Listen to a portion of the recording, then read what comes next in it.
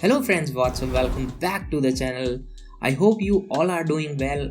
I am making a video after a very long time, so I just found out that this is a very interesting program and it is very easy also. So I thought to make a video on this.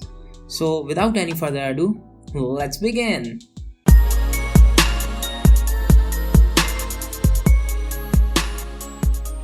So here is a question. Write a program to check whether a number is a bouncy number or not. So let's talk about what is a bouncy number. So a positive integer that is neither increasing nor decreasing is called a bouncy number.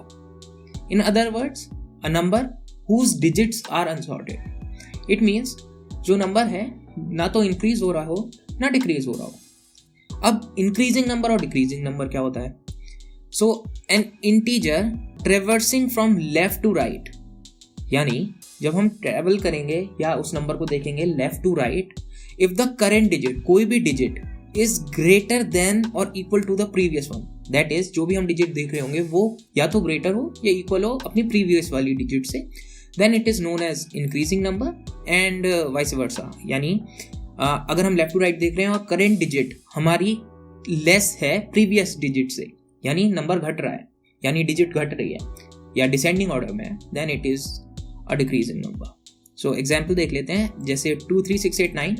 In this 3 is greater than 2, that means it is increasing, and 6 is greater than 3. So from left to right the digits are increasing, that is these are in ascending order, so it is an increasing number.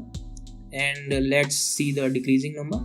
In this the digits will be in descending order, that is from left to right. If we see 9 8 6 3 2, no digit is repeating, and from left to right digit decrease होती जा रही हैं, so it is a decreasing number.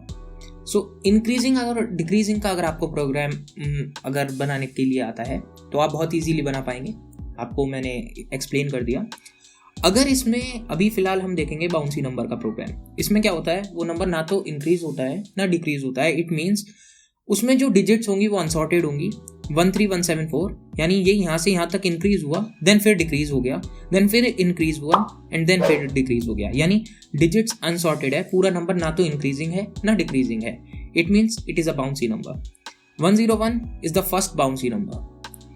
पहले 1 आया, then ये decrease हुआ, then फिर increase हो गया, so it is neither increasing not decreasing, तो it is a bouncy number. In the same case 1 5 2 9 6, 1 is increasing to 5, then 5 is decreasing to 2, so 1 5 पे जा रहा है, 5 2 पे आ रहा है, तो it is neither increasing nor decreasing.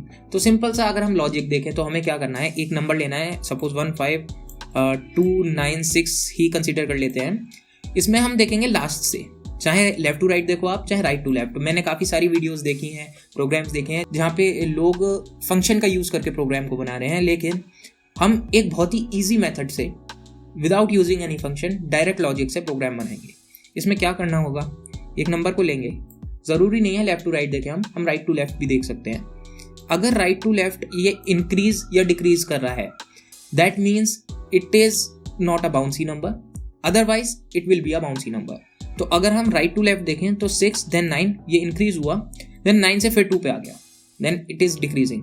सो हम पहले इस डिजिट को इससे चेक करेंगे, यानी 6 से 9 को चेक किया, ये ग्रेटर है, तो अब जो नेक्स्ट डिजिट होनी चाहिए वो इससे ग्रेटर होनी चाहिए, और 9 इज़ द ग्रेटेस्ट डिजिट. तो यहाँ पे 2 आ रहा है, जैसे ही हमें मिलता है कि ये अब ग्रेटर नहीं है, देन हम लूप को ब्रेक करके यहाँ पे लिख देंगे it is a bouncy number. So note में देख लेते हैं, there is no bouncy number between 1 to 100. क्यों? क्योंकि 1 2 यानी ये तो सिंगल डिजिट ही है. सपोज करते हैं 12 13, तो यहाँ डिजिट्स इंक्रीज कर रही हैं, then it is not a bouncy number. 32 यहाँ डिजिट्स डिक्रीज कर रही हैं, it is not a bouncy number. So I hope आपको कॉन्सेप्ट तो क्लियर हो गया होगा कि क्या होता है bouncy number. Now let's see the program. So बहुत ही ईजी प्रोग्राम है, बहुत इंटरेस्टिंग है, काफ़ी ईजी लॉजिक के साथ मैंने इसको बनाया है, तो देखते हैं. सबसे पहले import java.io पैकेज को इंपोर्ट कर लिया हमने, java.io पैकेज को, देन util पैकेज को इंपोर्ट कर लिया. क्लास का नेम बाउंसी रख दिया है और मेन मेथड को डिफाइन किया है. अब यहाँ पे मेन मेथड ही यहीं पे डिफाइन कर दिया. क्यों? क्योंकि हम कोई भी मेथड के साथ या फंक्शन के साथ हम इस प्रोग्राम को नहीं बनाएंगे, डायरेक्ट लॉजिक के साथ बना रहे हैं। तो स्कैनर क्लास से हम नंबर्स को इनपुट करेंगे। तो स्कैनर क्लास को हमने यहाँ पे डिफाइन कर दिया और इन हमने ऑब्जेक्ट बना लिया अपना। यहाँ पे कुछ वेरिएबल्स हैं, n, p, a equals to 0 initialise कर दिया, बी इक्वल्स टू 0 इनिशियलाइज कर दिया, डी एंड एस डी। अब यहीं पे मैं आपको मीनिंग बता देता हूँ डी और एस डी का क्या है। डी मीन्स डिजिट और S D means second digit. यानी अगर नंबर है 1 2 5 9 तो ये डिजिट मान लेते हैं हम और ये सेकेंड डिजिट, ओके, क्योंकि इन दोनों को कंपेयर करना होगा। अब एन में हमने नंबर इनपुट कर दिया, सपोज कर लेते हैं 1 2 5 9 ही कर लिया। नाउ पी में इसी नंबर को कॉपी कर दिया, यानी इसी नंबर को कॉपी जब हम कर लेंगे तो पी में भी सेम वैल्यू आ गई। क्यों किया वो आगे आपको पता चल जाएगा। अब यहाँ पे सबसे पहले तो इफ स्टेटमेंट डाल दी कि if n is lesser than 100 then it is not a bouncy number. अगर ये 100 से कम है तो it is not a bouncy number. और यहाँ पे हम एक चीज और लिख देते हैं इस प्रोग्राम में, लेसर देन और equal to, so that will be a good option. So it is not a bouncy number, lesser than और इक्वल टू की कंडीशन आ जाएगी। नाउ एल्स पार्ट को एग्जीक्यूट करते हैं। तो 1 2 5 9 6 हमने इनपुट किया था, तो एल्स पार्ट को देख लेते हैं जल्दी से। देखो यहाँ पे वाइल लूप है। अब क्या करना है हमें, सबसे पहले नंबर लिख लेते हैं 1 2 5 9 6। So here is our number. While n is greater than 0, यानी yes it is greater than 0। हम पहले चेक करेंगे एक एक डिजिट को। सो डी मीन्स डिजिट यानी last digit. So n mod 10, यानी इस नंबर को जब हमने 10 से डिवाइड किया, 1 2 5 9 6 को जब हमने 10 से डिवाइड किया तो क्या रिमाइंडर आया। तो रिमाइंडर हमेशा लास्ट डिजिट आता है, तो 6 आ गया। सो डी में आ गया 6। और यहाँ पे सेकेंड डिजिट कैसे लेंगे हम, n mod 100, यानी 1 2 5 9 6 को जब हमने 100 से डिवाइड किया तो क्या रिमाइंडर आया। और फिर हमने उसको डिवाइड करने के बाद क्वोशिएंट निकाल लिया, क्वोशिएंट कैलकुलेट कर लिया डिवाइड बाय 10 करके इसके आंसर को। तो 1 2 5 9 6 को जब हमने 100 से डिवाइड किया तो 96 हमारा रिमाइंडर आया और क्वोशिएंट आएगा 1 2 5। तो क्वोशिएंट से अभी हमें मतलब नहीं है क्योंकि हम मॉड है, मॉड 100। तो 96 आ गया, इसका आंसर आया 96। और 96 को जब हमने 10 से डिवाइड किया तो क्या क्वोशिएंट आया, क्वोशिएंट आया हमारा 9, करेक्ट। यहाँ तक आपको क्लियर होना चाहिए, यही मेन लॉजिक है इस प्रोग्राम का। तो अगर आपको क्लियर हो गया है तो हम आगे बढ़ते हैं। तो एस डी में क्या वैल्यू आ गई, n mod 100 बाई 10 था, तो ये सेकेंड लास्ट डिजिट आ गई, दैट इज 9। तो ये एस डी में 9 आ गई, यहाँ मैं लिख देता हूँ 9। Now n equal to n by 10। अब हमें इस नंबर से अभी फिलहाल कोई काम नहीं है, हमें लास्ट की 2 डिजिट को चेक करना था। तो जब हमने इसको 10 से डिवाइड कर दिया तो क्या क्वेश्चन आया, क्वेश्चन आ गया 1 2 5 9, करेक्ट, ये आ गया। अब ये कंडीशन बहुत इंपॉर्टेंट है। हमने यहाँ पे a को 0 से इनिशियलाइज किया हुआ है, b को भी 0 से इनिशियलाइज किया हुआ है, करेक्ट। अब if d is greater then sd, यानी इफ 6 में लास्ट डिजिट थी, if 6 is greater then sd यानी 9 से, यानी जब हम राइट टू लेफ्ट जा रहे हैं तो 6 ग्रेटर है 9 से, यानी डिसेंडिंग ऑर्डर में है, करेक्ट। 9 छोटा होना चाहिए, करेक्ट। तो क्योंकि और b इक्वल 0 है, यानी फर्स्ट टाइम हम चेक कर रहे हैं।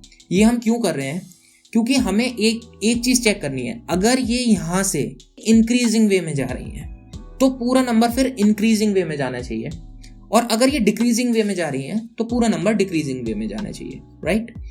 अगर ये इंक्रीजिंग में गई और आगे जाके हमें नेक्स्ट टाइम जब हमने चेक किया और ये डिक्रीजिंग मिल गई, देन ना तो ये इंक्रीज हुआ ना ये डिक्रीज हुआ, then it is a bouncy number. और अगर इसका वाइस वर्सा हुआ तो भी it is a bouncy number. तो हमने यहाँ चेक किया कि ये क्या डिक्रीजिंग ऑर्डर में है, यानी last digit right to left चल रहे हैं तो क्या ये डिक्रीजिंग ऑर्डर में है, और लेफ्ट टू राइट देखोगे आप तो क्या ये इंक्रीजिंग ऑर्डर में है।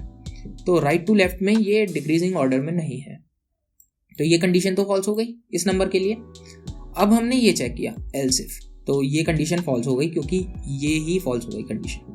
एल्स इफ को देखा, if d is lesser then SD, यानी 6 इज लेसर देन SD, ये कंडीशन ट्रू है और a की वैल्यू 0 थी, ये भी ट्रू थी। सो इनिशियली a की वैल्यू क्योंकि 0 थी और ये हमें मिल गया कि ये इंक्रीजिंग वे में जा रहा है, right to left increasing way में है, लेफ्ट टू राइट डिक्रीजिंग वे में है। ओके, सो ये कंडीशन ट्रू हो गई। ये ट्रू हो गई तो हमने b को 1 से इनिशियलाइज कर दिया। क्यों कर दिया? क्योंकि अब हमें हर बार ये चेक करना है कि ये नंबर इंक्रीजिंग वे में ही जा रहा है या नहीं। करेक्ट? तो b इक्वल टू 1 हो गया, कंटिन्यू कर दिया, यानी अब इसके नीचे की कोई भी स्टेटमेंट एग्जीक्यूट नहीं होगी। देन अगेन ये ऊपर गया, n की वैल्यू अपडेट होके हो गई थी 1259। करेक्ट? यहां तक समझ में आ गया होगा। तो इसको दोबारा देख लेते हैं, 1259। देन अब d में कौन सी वैल्यू आएगी? d में आ जाएगी 9 लास्ट डिजिट, और SD में कौन सी वैल्यू आएगी? Second last digit, that is 5। n को हम n/10 कर देंगे, यानी 125 आ जाएगा ये। तो अब हमें ये दोनों डिजिट चेक करनी है। तो अब हम क्या करेंगे? ये देखो, इस कंडीशन को तो हम एग्जीक्यूट करेंगे ही नहीं, क्योंकि अब हमें ये इंक्रीजिंग वे में चलना था। यहाँ पे क्या हुआ? 9 इज ग्रेटर देन 5, ये डिक्रीजिंग वे आ गया, लेकिन यहाँ b इक्वल टू 1 हो गया है पहले ही, तो b इक्वल टू 0 नहीं है, इसलिए ये लूप एग्जीक्यूट नहीं करेगा, क्योंकि इनिशियली नंबर इंक्रीजिंग वे में चल रहा था। तो यहाँ पे भी इंक्रीजिंग वे को ही हम चेक करेंगे, दैट इज ये ही एग्जीक्यूट होगी। तो अब क्या 9 इज लेसर देन 5 है या नहीं है? सो नो, ये लेसर देन 5 नहीं है, ये कंडीशन फॉल्स हो जाएगी। ये तो 0 ही रहेगा, लेकिन ये कंडीशन फॉल्स हो जाएगी। तो अब ये एल्स पार्ट को एग्जीक्यूट कर देगा और b इक्वल टू 2 हो जाएगा, और यहाँ पे ब्रेक हो जाएगा। अब ये ब्रेक कैसे हुआ मैं बताता हूँ। 12596 हमारा ओरिजिनल नंबर था।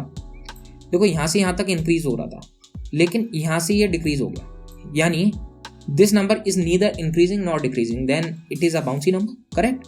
तो ये यहीं पे हमें पता चल गया कि यहाँ पे अब ये डिक्रीजिंग हो रहा है, यानी ये नीदर इंक्रीजिंग है नॉट डिक्रीजिंग है। देन हमने यहाँ लूप को ब्रेक कर दिया, और इफ b इक्वल टू 2, यानी अब ये फर्दर एग्जीक्यूट तो होगा नहीं, कंट्रोल ऊपर जाएगा नहीं। तो अब फाइनली हमने यहाँ चेक कर लिया, if b equal to then it is a bouncy number. अगर ये कोई नंबर होता 1 2 3 4, ये नंबर होता, तो 4 को हम 3 से चेक करते। करेक्ट है? ये डिक्रीजिंग वे में जा रहा था, यानी 4 इज ग्रेटर देन 3 हो जाता, ये वाली कंडीशन एग्जीक्यूट होती, b 0 के इक्वल रहता, a को 1 कर देते, यानी नेक्स्ट टाइम ये पार्ट एग्जीक्यूट होता ही नहीं। तो 4 is greater than 3, correct? 3 is greater than 2 and 2 is greater than 1, and then 1 is greater than, यहाँ पे कोई नंबर नहीं है तो 0 कंसीडर होगा, 1 is greater than 0, correct? Then it will not be a bouncy number, क्योंकि डिजिट इंक्रीजिंग वे में ऐसे जा रही हैं और डिक्रीजिंग वे में ऐसे जा रही हैं। तो b की वैल्यू 2 के इक्वल होती ही नहीं। करेक्ट? तो क्यों नहीं होती? क्योंकि ये डिक्रीजिंग वे में जा रहा था, राइट टू लेफ्ट, तो एल्स पार्ट एग्जीक्यूट हो जाता है और it is not a bouncy number आ जाता है। सो इस केस में 12596 के लिए, क्योंकि हमें यहीं पे पता चल गया कि ये बाउंसी नंबर नहीं है, तो यहीं हमने b इक्वल टू 2 कर दिया, ब्रेक कर दिया।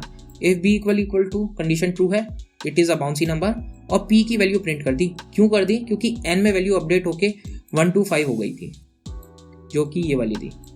सो ये हो गया। इसके बाद क्योंकि ये प्रिंट हो गया, तो यहाँ पे हमारा एल्स वाला पार्ट कंप्लीट हो चुका है, यहाँ मेन मेथड क्लोज हो गया है और यहाँ क्लास क्लोज हो गई है।